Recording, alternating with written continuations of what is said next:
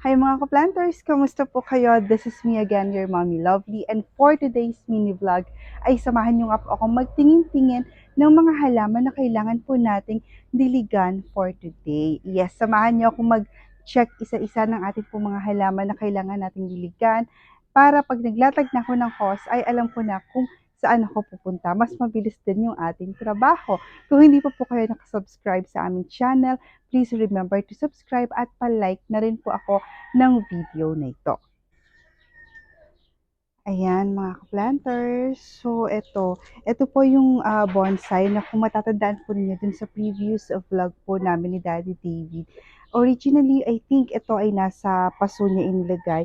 Pero nakakita pa kami na available na kawa po dito sa bahay. Kaya, ayan, pina-transfer ko sa kanya yung amin pong, I think this one is macrocarpa, something like that po na bonsai type.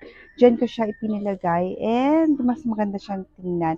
So ito, digigi na rin po yan. And also our cobra fern, diba? Oh, pero usog sa atin pong cobra fern na dati napakalinggit ngayon ay okay na rin yan. So itong dalawa, diligin na. Si ponytail natin, ayan. Diligin na rin yung ating si ponytail. 'Di ba, yung po mga clay pots po na yan, ito yung mga bagong clay pots po na nabili ni Daddy sa Dulay's Garden. And our variegated ZZ plants, ito yung variegated natin, and also this one, ito yung ating si Black ZZ. Share ko lang mga ka-planters kasi po itong si ZZ plant na dead skin na po yan, as in natuyo na siya. Tapos nung dumating si Daddy David nung last na vacation niya pa, talagang nalungkot siya kasi po yun yung naoperahan kasi ako, 'di ba, July of last year po. So talaga nagre-recover ako. Then nung umuwi siya, napansin niya nga po na dead skin na yan, na halos ano po talaga, wala na. Ay, ito po, oh. Ayan. Naging ganyan po siya. And then, ang ginawa ni Daddy ay inirepat niya yan. Tapos, yun, nirepat niya po. And then, after na isang kontrata niya, pagbalik po niya, ayan na po yung ating si Raven. O, diba? So, talaga pong ano, napakaganda rin po talaga na may mga ZZ plant. And also before, ito po talagang Black ZZ. Isa po yan talaga sa mga pinush po talaga ni Daddy na magkaroon din po kami before.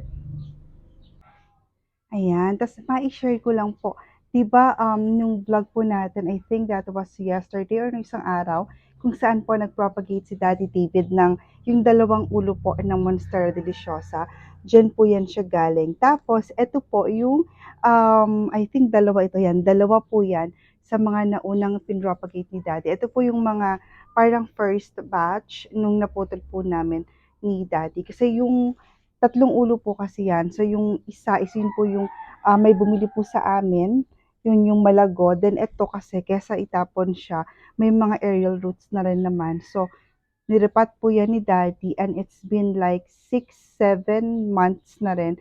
And ayan, buhay pa naman siya. So nakakatuwa lang.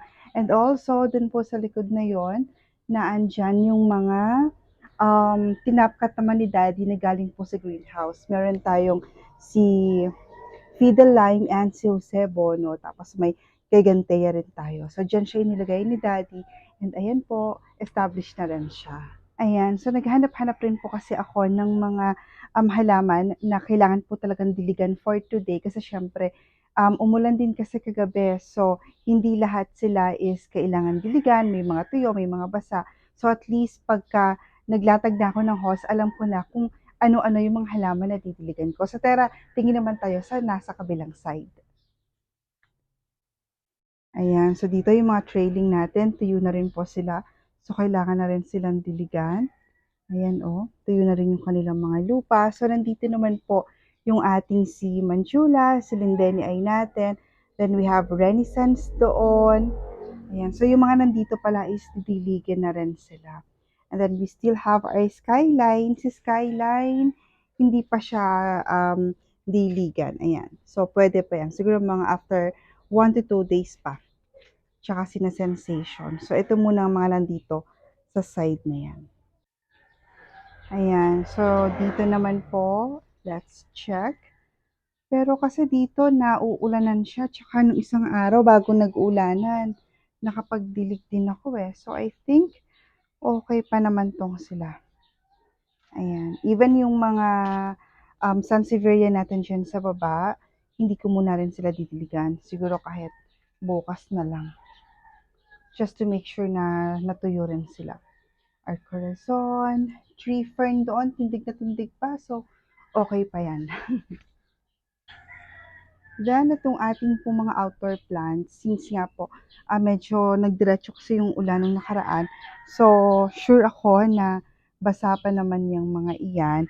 Except, kanina ko pa nakikita yung ating si White Aspen. Ayan, si White Aspen, parang kahapon ko rin pa ata na-remind si Daddy na diligan. Pero yun nga po, hindi na namin nadiligan din. So, ayan, si ating White Aspen. Diba, tuyong-tuyo na rin yan. And our baby na ponytail, ayan, didiligin na rin yan. So, ito po kasi hindi sila yung nababasa directly ng ulan unless siguro sobrang malakas talaga. Ayan, so itong mga ito, carry bells pa yan. Hayaan muna natin silang matuyo.